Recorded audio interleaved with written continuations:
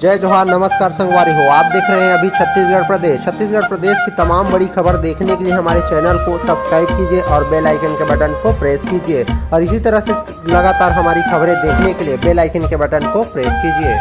छत्तीसगढ़ में धान खरीदी 1 नवंबर से शुरू होगी। धान खरीदी उपार्जन के लिए अधिकारियों को दिए गए निर्देश। अभी तक दिसंबर में होती थी शुरुआत।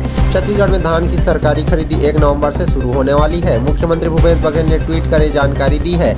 उन्होंने कहा है कि धान उपार्जन के लिए तैयारी शुरू कर दी गई है। धान खरीदी के दौरान किसानों को किसी भी तरह की दिक्कत न हो, इसके लिए अधिकारियों को निर्देश दिया गया है।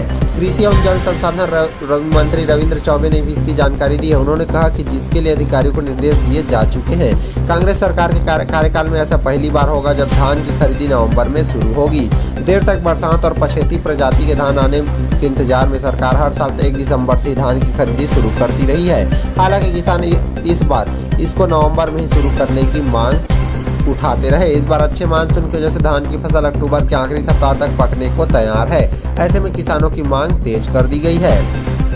कृषि मंत्री रविंद्र चौबे ने कहा कि मुख्यमंत्री भूपेश बघेल की अगुवाई वाली सरकार किसानों की सरकार है। मुख्यमंत्री भूपेश बघेल किसान पुत्र भी है और किसानों के मुद्दे पर संवेदनशील है। 1 नवंबर से धान खरीदी प्रारंभ करने की तैयारियां हो रही है। अधिकारियों को पहले ही निर्देश दिए जा चुके हैं। छत्तीसगढ़ में पिछले साल रिकॉर्ड धान खरीदी की गई थी।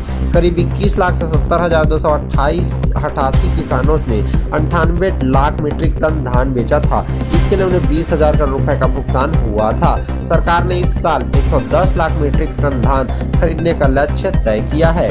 भारतीय जनता पार्टी के प्रदेश अध्यक्ष अरुण साह ने मुख्यमंत्री भूपेश बघेल को पत्र लिखकर 1 नवंबर से धान खरीदी शुरू कराने की मांग भी की थी। उन्होंने लिखा है कि छत्तीसगढ़ में 15 अक्टूबर तक धान पककर कटकर तैयार हो जाएगा। किसान मुश्किल 1 पखवाड़े तक रुक सकते हैं। इसके लिए 1 नवंबर समर्थन मूल्य पर धान खरीदी शुरू की जानी चाहिए। देर से खरीदी शुरू होने पर किसान समर्थन मूल्य में 5 से 600 प्रति क्विंटल कम कीमत पर धान बेचने विवश हो जाते हैं, क्योंकि उसे धान कटाई बिजाई का पैसा देना होता है। लेनदार उनके सिर पर खड़े हो जाते हैं। पत्र में साव ने कहा है कि कांग्रेस जब विपक्ष में थी तो वह भी 1 नवंबर से धान खरीदी शुरू करने की मांग करती है।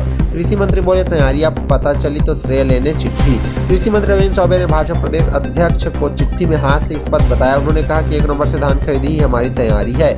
इसकी जानकारी मिलने के बाद श्रेय लेने के यह चिट्ठी लिखी गई है। 36.58 लाख हेक्टेयर में बोया गया है धान। कृषि विभाग ने इस साल 48,20,000 हेक्टेयर में खरीफ फसलों की बुआई का लक्ष्य तय किया था। इसमें से 33,60,500 हेक्टेयर में धान बोया जाना था। पिछले सप्ताह की रिपोर्ट बताती है कि प्रदेश के किसानों ने 36,58,000 हेक्टेयर में धान की बुआई की है। धान की बोता बोनी 25,13,880 हेक्टेयर में हुई है, जबकि 11,44,140 हेक्टेयर में धान का रोपा लगाया गया है। यह तय लक्ष्य से कहीं अधिक है, इसलिए इस बार धान की खरीदी ज्यादा होगी।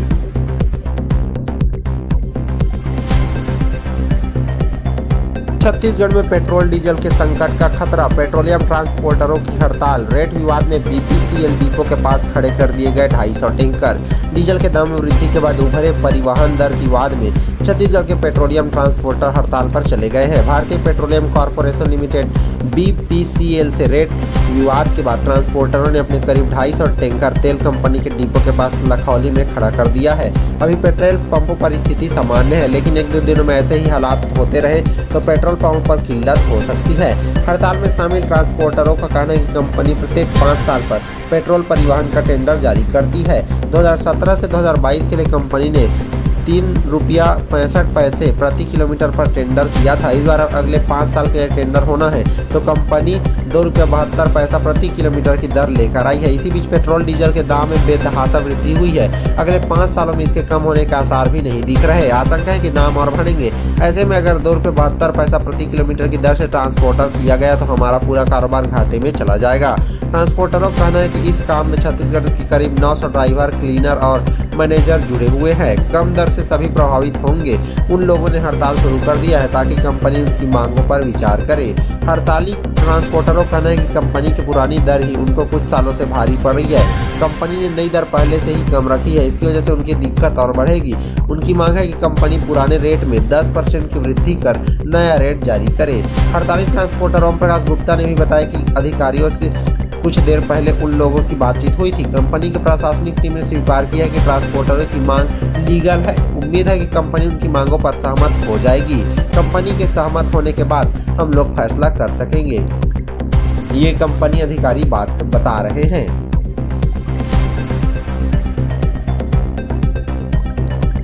छत्तीसगढ़ में न्याय योजना की तीसरी किस्त दिवाली से पहले मिलेगी। संचारी बलौद विधानसभा में सीएम भूपेश बघेल ने जयंत चौपाल में कहा, खेती अब लाभ का व्यवसाय। छत्तीसगढ़ के मुख्यमंत्री भूपेश बघेल अपने भेंट मुलाकात कार्यक्रम के तहत आज तीसरे दिन संचारी बलौद विधानसभा क्षेत्र पहुंचे थे।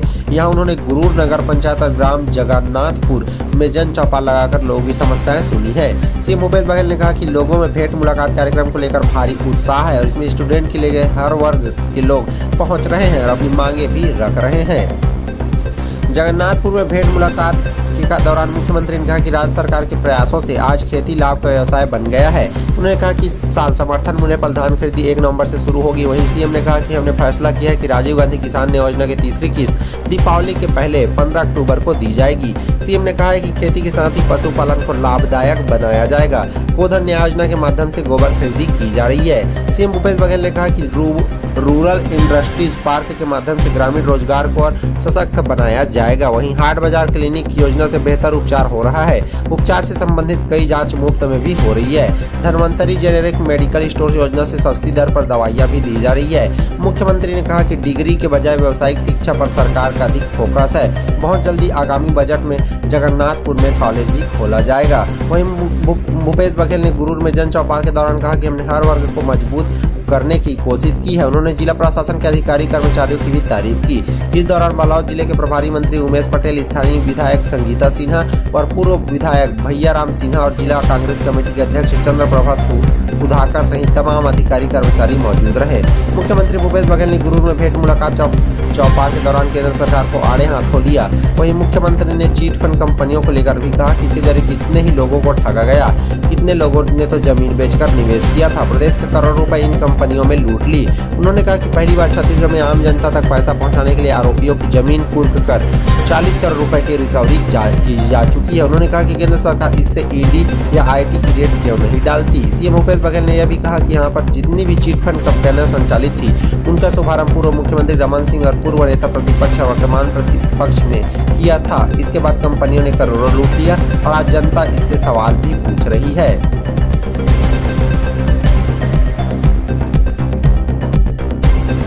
बिलासपुर में एक बार फिर बदहाल ट्रैफिक में फंसी एम्बुलेंस। शहर के चौक चौराहों में लग रहा जाम। ट्रैफिक डीएसपी बोले, लोगों को जागरूक होना जरूरी है। बिलासपुर में गड्ढों और बिना पार्किंग वाली जगहों पर में खड़े वाहनों के चलते मंगलवार की शाम ट्रैफिक जाम हो गया और वाहनों की लंबी कतार लग गई थी, जिसमें एम्बुलेंस के साथ ही पुलिस की गाड़ी भी फंस गई और पुलिसकर्मी भी बदहाल ट्रैफिक सिस्टम को देखते रह गए। सरकंडा को जोड़ने वाली 2 लेन पुल बनाने के बाद भी लोगों का जाम की समस्या से निजात नहीं मिल पा रही है और लोग आए दिन परेशान हो रहे हैं। शहर में सीवरेज के साथ अमृत मिशन के पाइपलाइन की वजह से सड़कें बदहाल है। वहीं अब स्मार्ट सिटी कंपनी के केबल बिछाने की वजह से कई जगह गड्ढे खोदे जा रहे हैं। जगह जगह गड्ढों के चलते सड़कों पर चलना मुश्किल हो गया है। इसके चलते सुबह और शाम के समय लोगों को आए दिन जाम की समस्या झेलनी पड़ती है। महामाया चौक से नेहरू चौक तक लगी वाहनों की कतार। मंगलवार की शाम नेहरू चौक से लेकर महामाया चौक तक वाहनों की कतार लग गई। सरकंडा इलाके में जाम की समस्या से निपटने के लिए अरपा के पुराने पुल से लगे हुए 2 लेन पुल का निर्माण किया गया है। इसके बाद भी इंदिरा सेतु पुल में जाम की समस्या से निजात नहीं मिल पा रही है। कुदूदन चौक में गड्ढों की वजह से वाहनों की कतार लग गई और देखते ही देखते जाम लग गया। यहाँ करीब आधे घंटे तक लोग जाम में फंसे रहे। जाम में फंसी एम्बुलेंस और पुलिस की गाड़ियां भी। इसी दौरान वाहनों की लंबी कतारों के बीच कार सवार लोग दूसरी और तीसरी लाइन बनाकर सड़क को जाम कर दिया। वहीं ऑटो और बाइक सवार भी जाम में जल्दी निकलने के चक्कर में घुस गए। वाहनों की कतार में एम्बुलेंस के साथ ही पुलिस की गाड़ी भी फंस गई। पुलिसकर्मियों ने किसी तरह वापस दूसरे रास्ते से वाहन मोड़ लिया, लेकिन जाम में एम्बुलेंस फंसी रही। इस बीच पुलिसकर्मी भी जाम की समस्या से निपटने पहुंचे। कड़ी मशक्कत के बीच करीब आधे घंटे बाद यातायात बहाल हुआ है। ट्रैफिक पुलिस की टीम कभी कभार मार्केट और चौक चौराहों में नो पार्किंग में खड़े वाहनों पर कार्रवाई करती है, लेकिन टीम के जाते ही स्थिति जस की तस हो जाती है। बृहस्पति बाजार, सनीचरी बाजार, सत्यम चौक, मैग्नेटो मॉल के साथ ही सरकंडा इलाके में रोज सड़क किनारे फल, गुपचुप, चाट ठेलों की लगातार कतार लगी रहती है। इसके बाद भी यातायात पुलिस और नगर निगम की टीम के खिलाफ कार्रवाई नहीं करती, जिसकी वजह से रोज शाम को जाम की स्थिति बन जाती है। ट्रैफिक डीएसपी बोले, लोगों को जागरूक होना जरूरी। इधर ट्रैफिक डीएसपी संजय साहू का कहना है कि ट्रैफिक की अव्यवस्था को दूर करने के लिए आम लोगों को जागरूक होना जरूरी है। यही वजह है कि इन दिनों यातायात सप्ताह का आयोजन भी किया जा रहा है। इससे लोगों को ट्रैफिक सेंस की जानकारी भी दी जा रही है। शहर में बदहाल यातायात को दुरुस्त करने के लिए आम लोगों को भी ट्रैफिक पुलिस की मदद करनी चाहिए। जय जोहार, नमस्कार संगवारी हो। आप देख रहे हैं अभी छत्तीसगढ़ प्रदेश की तमाम बड़ी खबर देखने के लिए हमारे चैनल को सब्सक्राइब कीजिए और बेल आइकन के बटन को प्रेस कीजिए और इसी तरह से लगातार हमारी खबरें देखने के लिए बेल आइकन के बटन को प्रेस कीजिए।